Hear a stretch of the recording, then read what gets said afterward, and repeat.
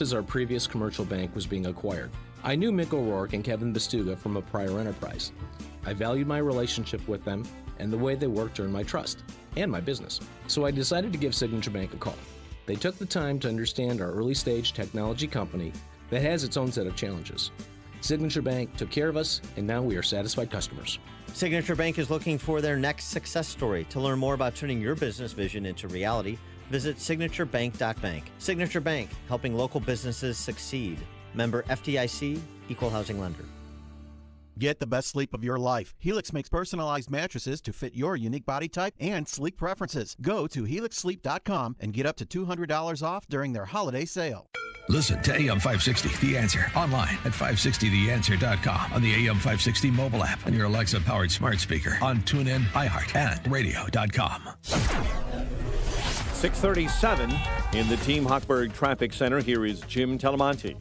Inbound Kennedy Expressway traffic stop and go starting around Canfield with scattered delays. It's 32 minutes O'Hare to downtown. Outbound 24. Inbound Eden is just a little tight. Foster to the junction. It's clear outbound. Inbound Eisenhower, the main delays are Des Plaines Avenue to East Avenue. It's also congested approaching downtown Chicago. 35 minutes, 390 to downtown. Outbound 30. Down Stevenson, looking at 44 minutes, 355 to Lakeshore Drive. The Ryan delays 87th to 71st. And from the Stevenson to the Circle, it's 22 minutes, 95th to downtown. I-57, 18 minutes, I-80 to the Merge, Bishop Ford 19. Tollways are light. I-80 eastbound at Stop and Go Briggs to Cherry Hill with roadwork. Traffic. I'm Jim Telemonte on AM 560, The Answer. Chicago's Morning Answer continues next. Your official Chicagoland weather forecast from the 1 Hour Heating and Air Conditioning Weather Center. Cloud cover, 34 today, 32 right now. Next news at 7. Chicago's Morning Answer with Dan and Amy continues next on AM 560, The Answer. This hourly segment is brought to you by HealthQuest Radio with Dr. David Kobaba. Every Saturday morning at 11, right here on AM 560, The Answer. When you've got questions, he always has an answer. He wrote in Time magazine, the plan is detailed and thoughtful. It emphasizes diplomatic engagement. Most surprisingly, one of the most unilaterally oriented of administration takes a multilateral approach to resolving one of the world's thorniest conflicts. He adds that by recognizing the harsh realities on the ground and leveraging the unique position of the U.S. in the Middle East, it might open a process that will reduce tension in the region. Based on my early assessment of the plan, it's an effort worth taking. And Jared Kushner gave an interview with Christiane Amanpour on the occasion of the announcement of the plan, had this to say. Perfect. Well, first of all, I'd like to say that today was a big accomplishment for President Trump, something that only he could have done. He met yesterday with Prime Minister Netanyahu, but also with General Gantz, his opponent, in a time of very divisive politics in Israel where they can't agree on much. He brought the country together on what has been the most divisive issue. What he's also done is we've released an 80-page detailed plan. In the past plans, you had the Arab Peace Initiative, which is a very good effort, which is about 8 lines. And then you had past proposals, which were 2 to 3 pages of wordsmith documents, really talking about high principles.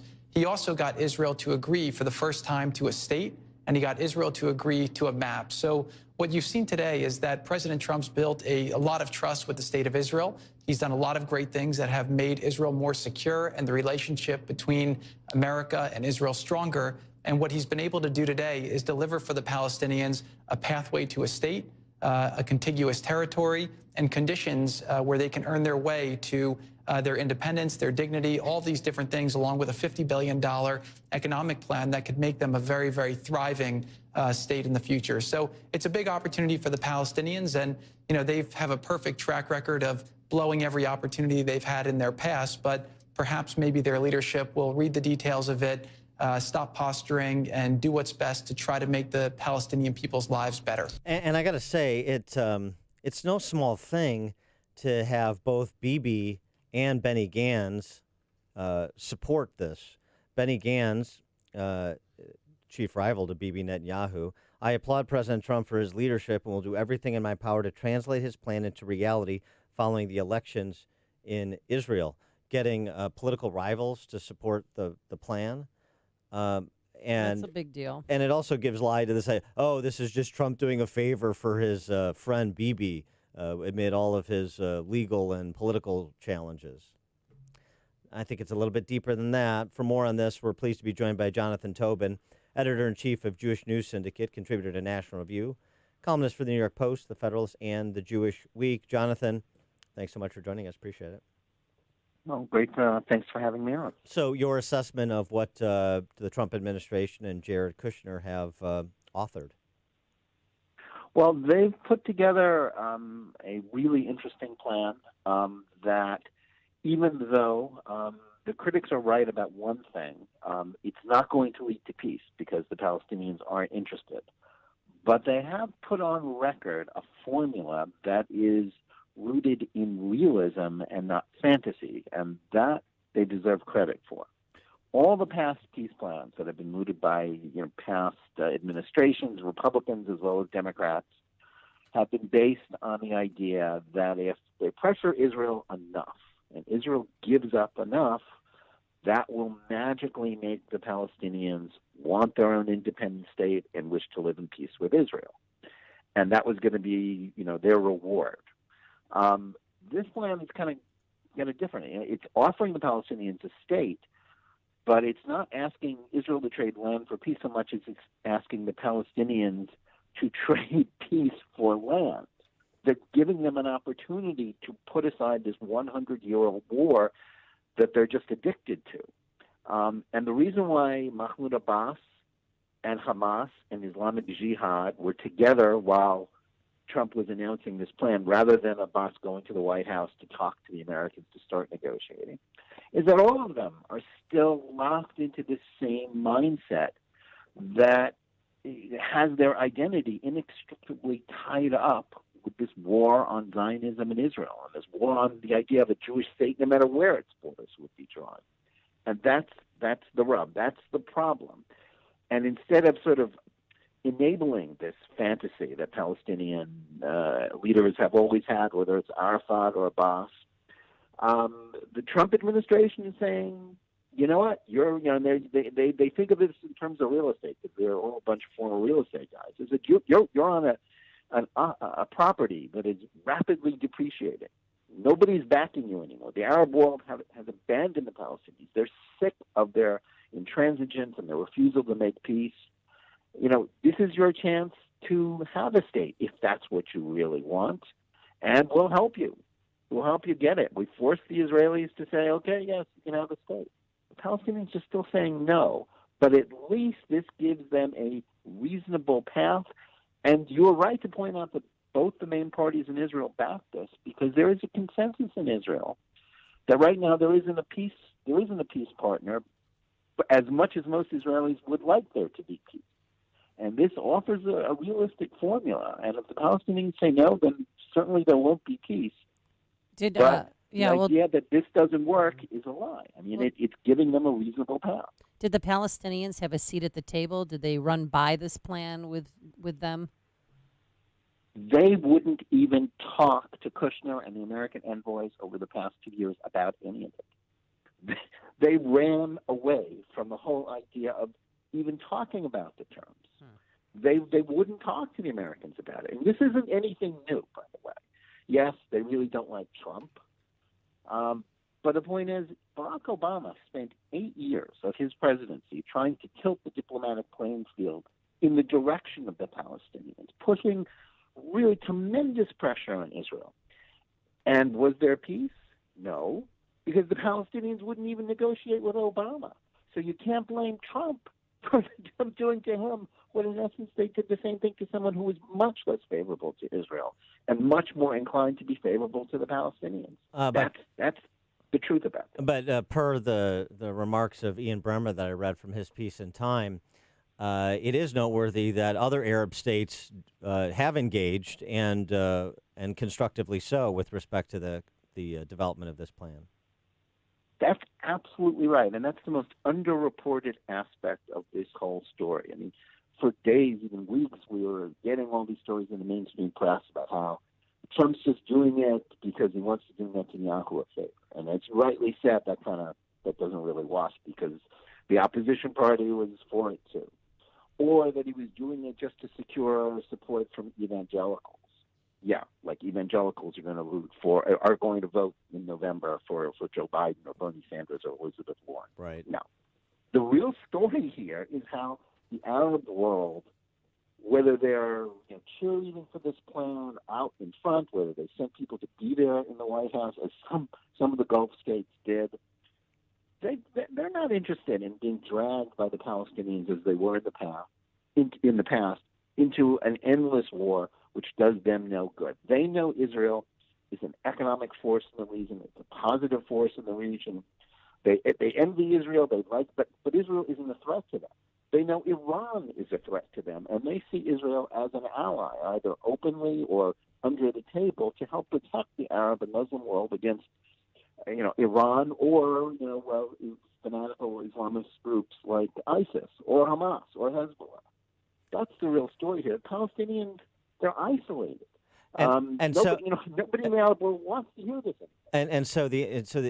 An aspect of this seems to me that even if the chances of this being accepted are remote, that it's an effort worth pursuing. Number one, because it's a reasonable, reality-based plan, different than other presidents have tried. So it's always nice to try a different angle of incidence to solve a problem. Number two, because of the multilateral approach, at minimum, it's strengthening the bonds of trust between the U.S. and Arab states to act as a bulwark against Iranian expansionism in the region. I think that's very true. I think by acting in a way, one of the things, when you think about how Israel has expanded contacts with the Arab world, the Arab and Muslim world, Netanyahu should get a lot of credit for that because he's worked very hard in sort of expanding Israel's diplomatic horizons. But the most credit for it belongs to Barack Obama because Obama scared the Saudis and a lot of these other states into the arms of Israel because his policy of appeasing Iran, of empowering and enriching it with the nuclear deal, really forced much of the Arab world to say, wait a minute, what is our priority here? Getting dragged into this endless, pointless war against Israel, or looking to a modern, prosperous, strong state to be an ally against the real threat in the region, which is Iran. And yes, the Trump administration has fostered, it's really buttressed those ties. Now, it's not magic. It's not going to make everybody, the lion and the lamb aren't going to lie down together. And, peace isn't going to break out as long as there are enough radical Islamists who hate America, hate Israel, hate the Jews, and that scares some of those Arab governments. And the Palestinians, as I said, are just still locked into this no-win political culture that even if somebody like Abbas, currently serving the 15th year of the 4-year term to which he was elected in 2005, even if he wanted to make peace, and there's no evidence that he does, none whatsoever. Yeah. He already turned down more generous offers. He doesn't like these terms. In 2000, Bill Clinton and Ehud Barak offered much more to Yasser Arafat, and Arafat said no. He said no again in 2001. Ehud Olmert and George W. Bush offered even a little bit more to Abbas himself in 2008. Abbas didn't even deign to give an answer. He walked away from the talks at Annapolis. Well, do you think that all of the good work that President Trump has done with Benjamin Netanyahu and with Israel, that more Americans who are Democratic, that are Jewish, might be persuaded to join the Republican Party and vote for him come November? In a word, no. Yeah. Right. I think that's right. Let's be realistic Yeah. here. Sorry, I don't want to burst anybody's balloons. But listen, American Jews are overwhelmingly liberal. They're overwhelmingly among the most loyal, sort of demographic slices of the electorate to the Democrats. There is a considerable percentage of American Jews who see Israel as the number one issue, sort of the litmus test issue, and they tend to be more conservative or more religiously orthodox, and they provide the 25 or so 30% that a Republican could hope to get in a national election. Most American Jews, even if they love Israel, and there is a percentage that doesn't, they see the Democrats, they see social justice issues as a much bigger priority. It's just not going to happen. And if there's going to vote for any Democrat, any Republican, it's not going to be from Trump, whom liberals just hate. Yeah. Speaking of, we're just divided that way, and the danger. And there's an interesting story that's developing this week, and I wrote about it for National Review, which will hopefully be out later today. There's the biggest centrist centrist Democratic PAC called the Democratic Majority for Israel. This is a Democratic super PAC dedicated to sort of supporting Israel within the Democratic Party, which is divided about Israel these days, with the Squad and the left, really against it these days. They're trying to stop Bernie Sanders. They're running an ad in Iowa right now, which actually doesn't talk about his stance on Israel, but talks about how he's too old and he's sick and he can't beat Trump.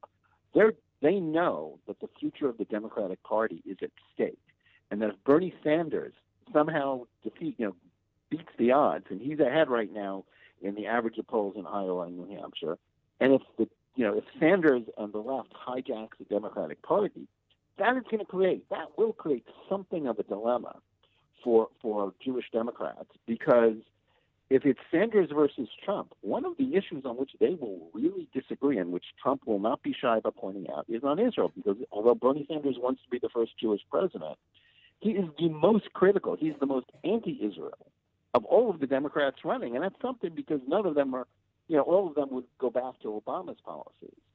So it does set up an interesting and really very painful dilemma for Jewish Democrats, which is why they're trying to stop Sanders. They want someone like Biden who can sort of paper over the differences more. Because if it's Sanders versus Trump, then there's really a debate about it. Then Israel becomes a national political issue. And that's not really good for Israel, because Israel wants bipartisan support in this country, and American Jews who care about Israel want that too. But that is a potential danger here if Bernie Sanders becomes a Democratic nominee. And interestingly, centrist Jewish Democrats are recognizing it and are kind of panicking. Yeah, well, perhaps consistent with the Mideast peace plan proposed by the Trump administration, it's a time for some new thinking. Jonathan Tobin, editor-in-chief of the Jewish News Syndicate, contributor to National Review, columnist for the New York Post, the Federalist, and the Jewish Week. Jonathan, thanks for joining us. Appreciate it. Thanks so much, Dan and Amy. Take care. And he joined us on our turnkey.pro answer line. You've made the switch, and it feels so good. You've switched to Chicago's Morning Answer